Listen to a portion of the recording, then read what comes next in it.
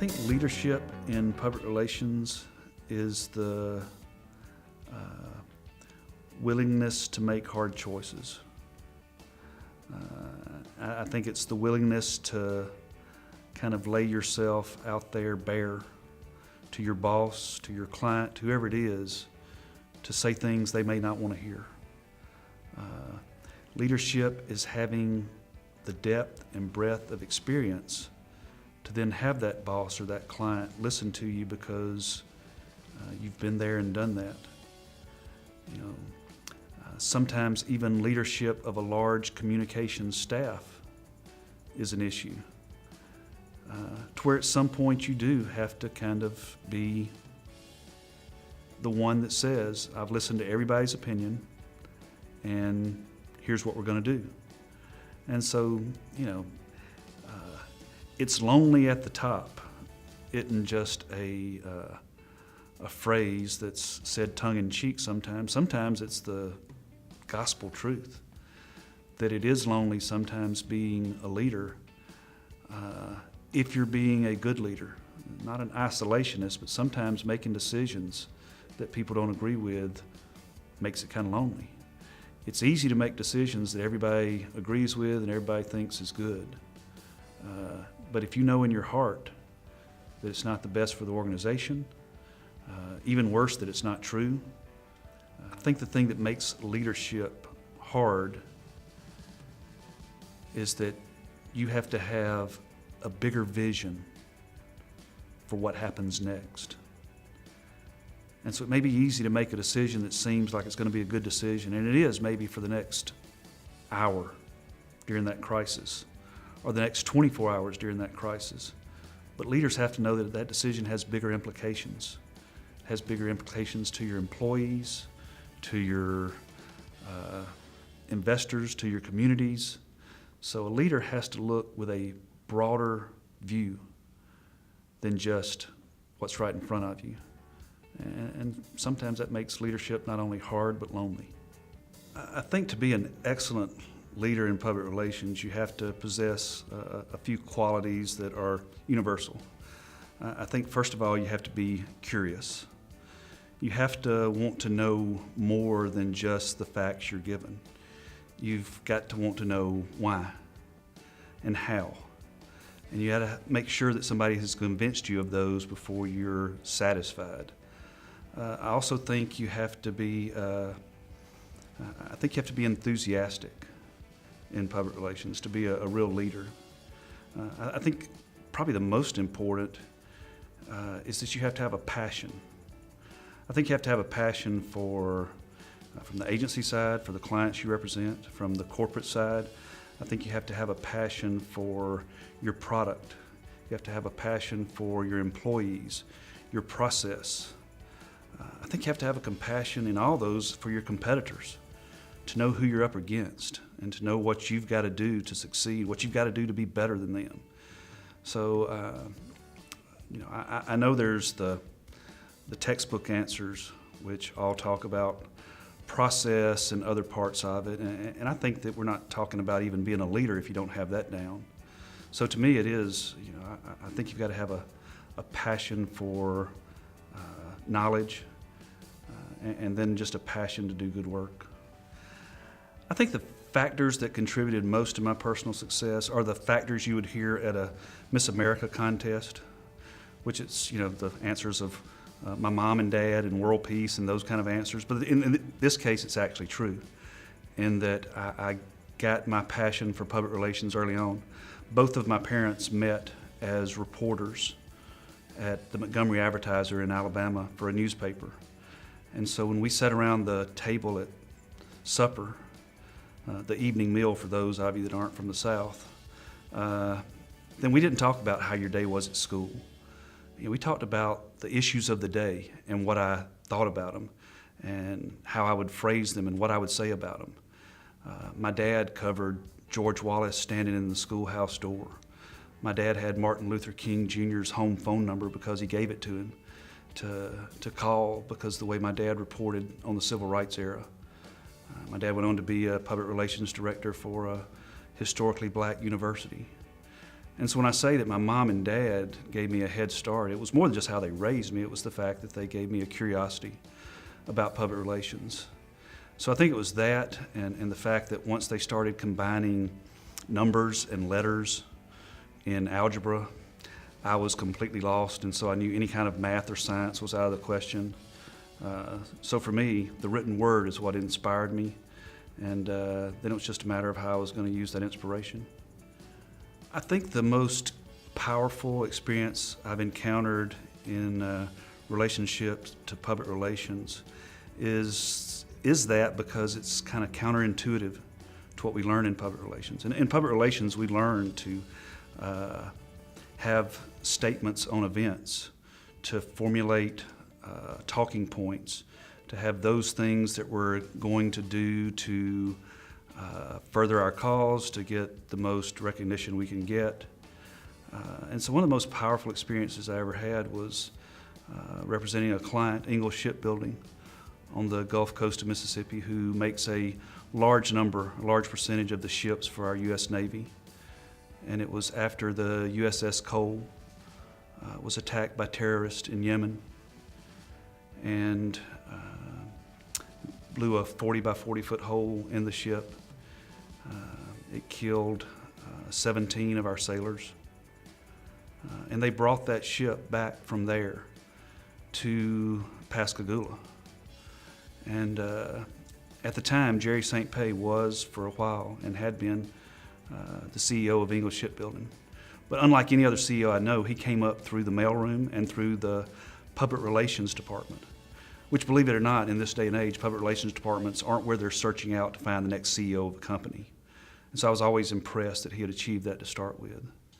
But then there was the discussion of what do we do once the USS Cole, because people are going to see it. You can see it from the highway as it starts coming into view, and it makes its way to where it's eventually going to be fixed and put back and recommissioned to sea.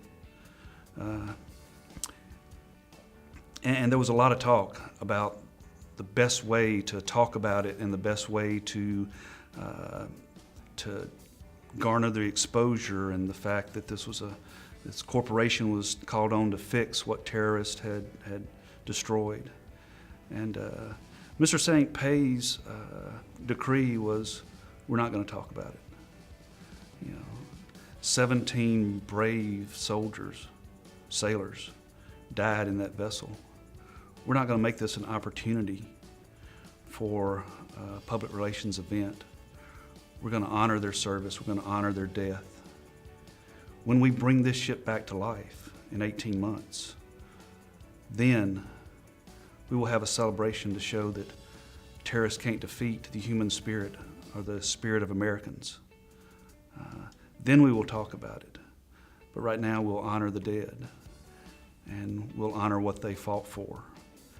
And so to me, it was just a great learning experience as a public relations person, that sometimes silence can be the most,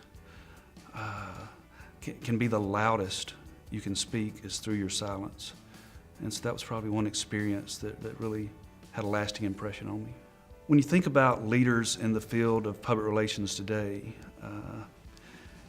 for me it comes down to not so much to who is in PR News or PR Week or those kind of publications. For me, leaders are people that I know. I know what they do, I know what they're up against, I know that the resources they have. I get a lot of compliments on the public relations that our agency does. But people that know that there's a whole great group of staff members that do all the heavy lifting. And a lot of times I'm there taking the credit, which is what leaders sometimes do as well. But for me, it would be folks that I know personally. Mark Harris, who's on the Planck Center board, who is with IBM. And another would be Keith Burton, who is currently with Brunswick. I've watched those guys for the last several years, and I've watched what they've done. I've watched what they're up against. And to see guys that are, by and large, my age, but who came up through the ranks in public relations when there were two reporting, AP and UPI for the most part. There were 3 networks. couple papers of record, and just to see the way they have managed change in their professional career to where it is a 24-hour news cycle with news coming from every direction and with social media and all the other things that they are exposed to. You know, it's hard, and there's the gutters are littered with folks who weren't able to make that transaction, who are still sitting there talking about the next press release we need to do. And I see these guys and just watch what they have done, and because I know them and because I see them, I would consider them leaders that I aspire to be like. Too often as public relations people, we sometimes look to leaders that have shown some kind of great PR talent as people who somehow have vice president of public relations or of communications on their business card or on their title. In my lifetime, the best example of leadership I've ever seen in public relations was President Ronald Reagan. You know, and it could have been just the age I was at the time. You know, I was just out of college, or last year or so of college, and we had been through the Jimmy Carter years, and none of this that I'm talking about has anything to do with politics. It has to do with time and place. And in that time and place, it was a very depressing. You know, we'd had hostages that had been held for well over a year by Iranians. The interest rates were 18%. I mean, it was just a depressing time. And you had Ronald Reagan, who was a former actor, who had been spokesperson to raise money for war efforts, who had done a lot of his career, had been in front of a camera. And to me, he knew how to use it better than anybody.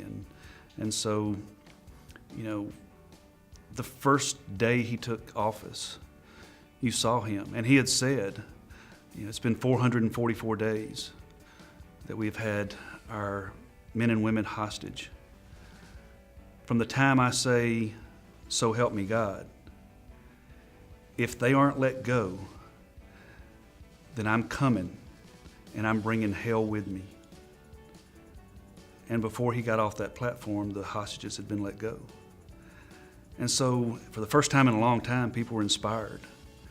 And his yes was his yes, his no was his no. And then to see into his presidency when the space shuttle, the Challenger, blew up 70 seconds into the sky. And the first time there'd ever been a civilian, a female, a teacher on that space shuttle. And just to see the look on people's faces. And again, this was before there were 40 channels to get your news from. This was when people still tuned in at night to see what the news of the day was. And so to turn into our president, who in less than 5 minutes gave the nation great comfort. And I don't remember exactly, but pretty closely at the end of his speech, you know, he says something to the effect, we'll never forget the last time we saw them this morning as they prepared and they waved and smiled and they left the surly bonds of this earth to touch the face of God. I mean, I'm 20-something years old, but I listen to him and I cry. He had given the nation comfort. And then to just a few 18 months or whatever later, to stand with the second most powerful man in the world in his backyard and look straight into the camera and know what he was doing when he said, Mr. Gorbachev, tear down this wall. He knew that he was going around the media, he was going around elected officials, he was going straight to the people. So to me, he probably had the best sense of PR. You know, people forget that whole Challenger event happened on the day of his State of the Union address, which he didn't give. But you can imagine what went into preparation for that and how quickly they had to turn that kind of speech to comfort a nation. And so his public relations skills, I think the ability to listen to people who gave him good direction was probably from a historical standpoint, the most influential figure of my lifetime. Well, I think that the set of leadership skills you have to be in public relations are different from other professions. I think they're different in that you do have to have a much broader sense of your surroundings and the footprint you operate in and the space you're in. And so I think that other professions may be more forgiving as far as the ability to make mistakes or to cover up mistakes. But at the same time, I think we also have the flip side of that, which is a much greater opportunity to affect change. And so I do think it's different. Probably 80% of both of those are the same. But I think that 20% is probably what makes the biggest difference. I am a believer that the set of skills and the way you approach different public relations efforts, from nonprofit to corporate to agency, does require a different skill set. I am reminded of what my mother made me memorize when I was a young child, which is methods are many, principles are few. Methods are ever changing, but principles never do. So I think the principles of public relations are probably the same in any of those. The methods are different. I worked as the public relations director of the Alabama Poison Center. I was the public relations director for the whole state. But I was also the only employee for the whole state. And we had a zero-based budget. And so the skill sets and the things I had to bring to that job were completely different than the skill sets I bring to my current job, which we have clients that are some of the largest clients in their particular field in the world. And although they certainly have budgetary restrictions, that's not always the very first concern. And in some of the jobs I've been in, that's the only concern, is how are we going to do this with no money? And so I do think you have to bring different skill sets and a different mindset, but I think the principles are the same. I think the biggest thing that educators at our universities who are teaching our students in communications can do is to come down out of the ivory tower. I can say that to some degree, in that I've taught at the University of Alabama the last 2 spring semesters. So I drive 6 hours round trip twice a week in order to teach a 2-hour public relations campaigns class to those seniors who are graduating in May. And if they don't have a C or better in my class, then they don't get to walk, and they have to explain to their parents why they're actually not graduating. So I've gotten to see firsthand for the last 2 years, and I've gotten feedback from students. And the way I teach my class is probably less than academic, and that I teach about the things that I left the office doing that day, and the methods we use, and the situations we face. And I'm amazed at the number of responses I get from those students of, wow, this is real world experience. And so I think our educators are doing a great job. You know, at the University of Alabama, it's been one of the top 2 or 3 schools of communication, public relations for the last several years in a row. And the students that take PR campaigns from other professors get just as good of an experience because our teachers there, our professors there are dedicated to that. But I think that you have to have, as an instructor, you have to have some idea of what's going on in the real world of what you're teaching. I had professors when I was in the School of Communications who had not been in an office environment in over 20 years.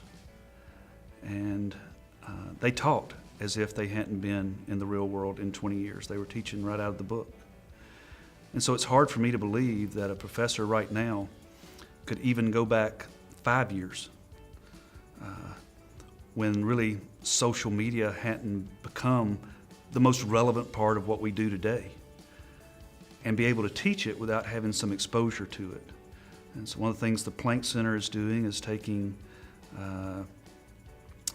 professors out of their normal routine, putting them in a public relations work environment for 3 weeks during the summer. There's a stipend that pays them. They don't have to worry about that. And they get to see what's going on in the real life of a PR person today. So I think the biggest thing that our institutions can do is to make sure that just like doctors have to have continuing education hours and attorneys, that that should be required of our current staff in all universities, that they're out there seeing what's actually happening and how it's happening and how corporations and PR firms are handling the challenges of the plethora of information that we're dealing with day in, day out. Well, I think you probably can teach leadership in the same way that you can probably teach somebody to play the piano. If they, like one of my sisters, if they go to lessons once a week for 12 years, and one of the parents makes them practice for 1 hour a week for those 12 years, then yes, they can play a piano. But that doesn't make them a musician. It doesn't mean they enjoy it. It doesn't mean they're good at it. It doesn't mean you'd want to sit around and listen to them. But they are piano players. I think leaders are kind of the same way. Yes, you can absorb being around a great leader and kind of figure out how they do it. You can read books. You can go by the way your corporation actually requires you to do things. And all those things are leadership tools. But I think there's some part of a great leader that has to be part of their DNA, that they have to be born into that. So I guess my answer is yes and no. Yes, I think you can learn leadership, but I think the best leaders probably started with that quality already part of who they were. Yeah, I know there's a lot of talk about the lack of leadership, leaders in the public relations industry. And if I'm not sure I totally agree with that, but assuming that it's true, then I think we have nobody to blame but ourselves. I think that we have to reach those potential leaders where they are and give them a reason to want to be leaders. And there's some things that we're doing a good job of. The public relations, Student Society of America, there are those things in place that can, if a student, recent graduate is motivated enough, can begin to actually kind of figure out how to be a part of. But I also think that we need to figure out a different way as professionals to reach those young professionals and students to give them a better sense of how important leadership is.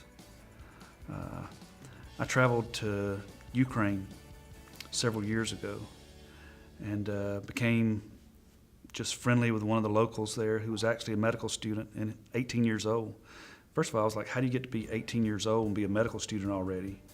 And is this what you always knew you wanted to do? And he said, here it doesn't matter what we wanted to do. By 14 years old, they decide, based on your abilities and your proclivity to different things, whether or not you're going to be a bricklayer or a scientist or a doctor. And then that choice is taken out of your hands, and they put you on a path to be one of those two. He said, I just had the good fortune of being on the path of something that I really want to do, which is being a doctor. Now, I'm not advocating that we should send 14-year-olds off to the labor camps, but I think we need to start doing a better job just in general, developing leaders at a younger age, and to also start, it's hard because I see it as, in my part-time job as an instructor at the University of Alabama, I see seniors that are 2 months away from graduating that are sitting there going, wow, I should have gotten an internship, or I should have done this, or I should have done that. All those are things that they probably should have been thinking about when they were in high school. And so I think we need to do a better job there. And then for the young professionals, I think we need to continue I think there's a big gap between a student organization and a professional organization. And I think we need to develop something in between that gap that gives them a little more confidence. Because it's kind of hard to be a student, then go work at a PR firm, even for a few months, and then go to some conference to where you're surrounded by folks that have been in the business for 10, 12, 15 years. It's a great learning experience, but it's not real conducive to two-way communication. I think the most concrete example I've seen of leadership in the practice that made a significant difference and really changed an organization, again, wasn't really a public relations person by title, but was somebody who knew the power of public relations. And that would be Dr. Robert Kayat from the University of Mississippi. Dr. Kayat came to Ole Miss in 1996. The first thing he did was hire a national public relations firm to gauge what the opinions were on the University of Mississippi. And then he took those opinions and he took what he knew instinctively and what he had learned, and he did things that that people thought would get him fired or worse, killed. I mean, one of the first things he did was say that we're going to get rid of the rebel flag as a symbol for this university. Now, he did it in some unique ways, which shows great leadership. He didn't say that, and back then you could go to an Ole Miss football game and watch it on TV, and you would see rebel flags being waved. Every third seat in a stand, somebody had one. And so what he said is, you can't bring any sticks of any sort with a point on them into this stadium ever again. And you can't bring any material that's bigger than a 10 by 12 surface. So you can't bring umbrellas, you can't bring a corn dog stick, and also flagpoles fit in that. And so he pretty much, without saying so, kind of legislated to where there was no way. It's pretty hard to wave a flag if you don't have a stick to wave it with. And he got death threats. He got people that said that he was destroying the university. Now, he had graduated from the university. He had been the dean of the law school. He had been a football star. He had played for the Washington Redskins as a place kicker. So he already had skin in the game, and he already had people who believed that he had the university's, that he had what was best for the university at every decision he was making. So he did have that traction to start with. But then the next thing he did was get rid of Colonel Reb, which was the official, unofficial mascot, which was a what looked like a plantation owner with a cane walking around in a seersucker suit. All the bad images you would ever think about the South, all wrapped up into one. And you put a rebel flag in his hand, and you've got a recipe for all the images that are stuck in people's minds about Ole Miss. And so he got rid of those. He became a benevolent dictator when it came to some issues that other people told him were sacred and he couldn't touch. And the change he effected by doing that was, when he started as chancellor, there was an enrollment of 10,000 and it was falling. When he left 14 years later, it was over 20,000 students enrolled. Went from a few $1 million in endowment to over $775 million. And the crowning achievement that we were involved in at my agency was when he lured the very first presidential debate between Barack Obama and John McCain to come to the campus of the University of Mississippi. And what a moment to have the first true contender for president, African-American contender for president, to be on campus for the very first debate of that series. And I think the biggest testament to what happened and the culmination, because he retired shortly after that, but the culmination of all his work, to me, was wrapped up in a PR person's dream. Our agency spent 18 months working on that event because Dr. Kayat saw what public relations meant. In the end, we garnered over $33 million worth of earned media for the University of Mississippi. But the one question that Tom Brokaw was given at the end of the debate was who won tonight. You heard the debate. Did Barack Obama or John McCain win this debate? Tom Brokaw said, nobody made a mistake. It was basically stump speeches said in a different way. There was nothing revealing here. But if you ask me who won tonight, the University of Mississippi was the real winner of this debate.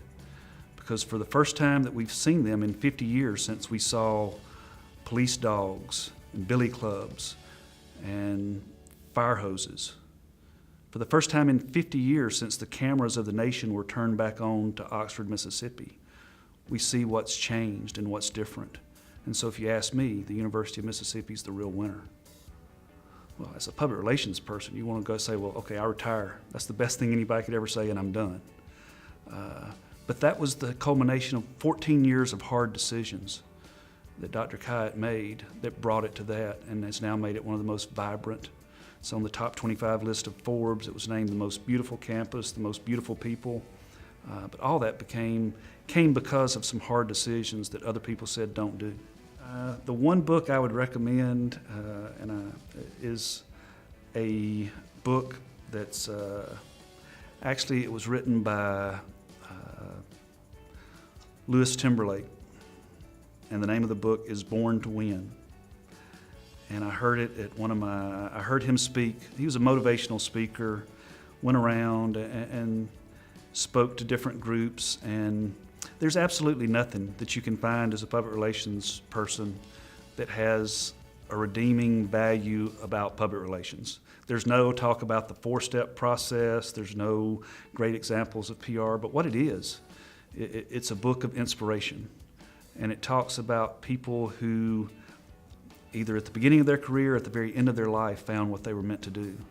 One great example is Colonel Sanders with KFC.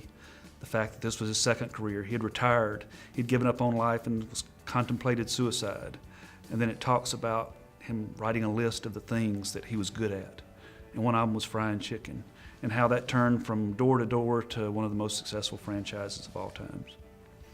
Now, I say that because I think that young people need to be inspired, and that book made a huge difference in my life. There's parts of it that are cheesy and motivational speaker type parts of the book, but I've read it half a dozen times. And he brings a lot of analogies from religion and from the Bible. And it's interesting, one of the few things I remember the first time I read it and have remembered ever since is that as children, as babies, we're born with two fears. The fear of falling and the fear of loud noises. Every other fear in life that we have, we learned that fear. And he mentions how in the Bible, 365 times, verses start with fear not. And so he talked a lot about fear and what that can do to you and how it's a paralyzing feeling. And so early on in my career, it made me less fearful of saying things, doing things, of speaking up in meetings where I probably was supposed to listen and not speak. But I think that could maybe change a young person's way of thinking. Again, it's not going to give them some great PR insight. I think all that's great PR insight if you look at it the right way. But it's not a nuts and bolts mechanics book on how to be a leader. It just talks about a bunch of great leaders and how they got there. Well, I think the two or three most crucial issues that our PR industry faces as practitioners is really content management. And that's a broad term and maybe not the best term, but what I mean by that is that that's content management about our profession, it's about our clients or our company that we work for. I mean, it's coming from every direction. Again, there was a time when there were 3 network channels and a local paper, and the New York Times was the paper of record, and that was pretty much it. And now there's, Twitter and blogs and Facebook and everything you can think of. And so I think just to manage content is one part of it. And what accompanies that is relevancy.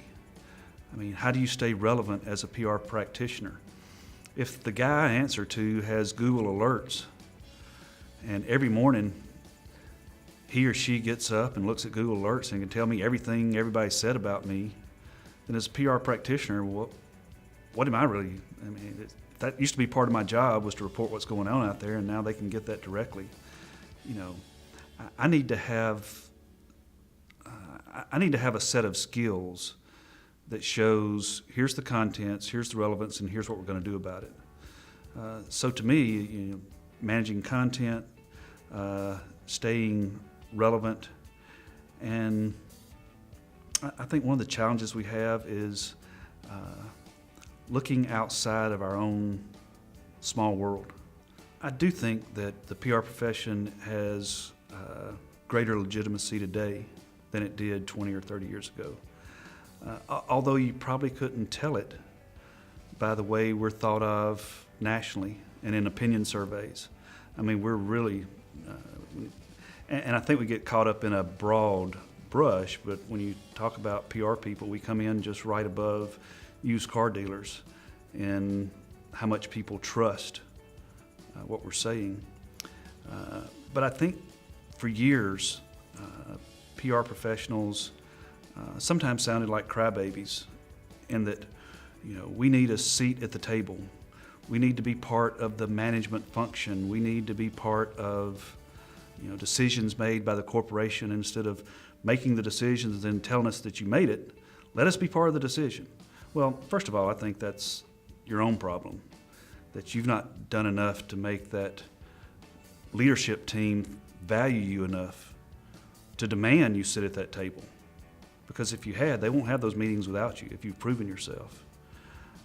But I think now so for reasons that have little to do with how much our profession has evolved, but more of how much communications has evolved. I think you have, again, the 24-hour news cycle, which could now be the 24-minute or the 24-second news cycle. And because, again, of social media and all the other things that affect reputations and brands, then, and I think those folks that are now achieving some C-level of leadership in corporations grew up with understanding public relations. They didn't have to go to school. They saw the effects of what good public relations can do.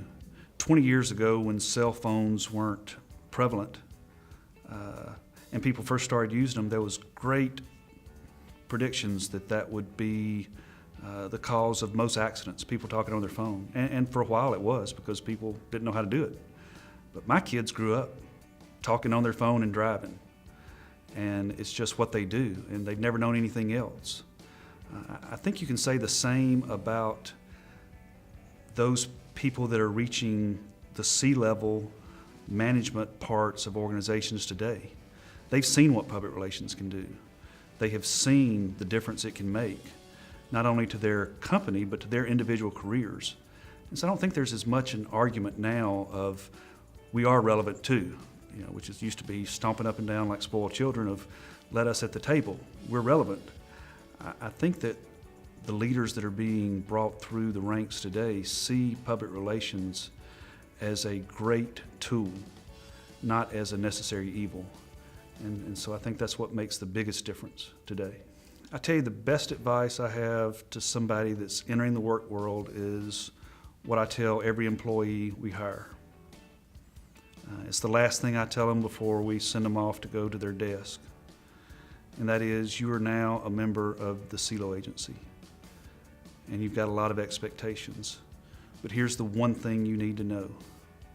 Be fired with enthusiasm, or you will be fired with enthusiasm. And that is to say that you have got to show us that you want to be here. You've got to show us that you have a thirst for knowledge way beyond just what we tell you to read. If you want to be a leader, leaders become leaders because people begin to depend on them. I begin to depend on people who know more than I do. And so if you know more about the companies we're representing, if you know more about their competition, if you know more about what's going on in that part of that competitive world, then I promise you, you don't have to be invited in any meetings. I'm going to drag you into every meeting because you're now my resource.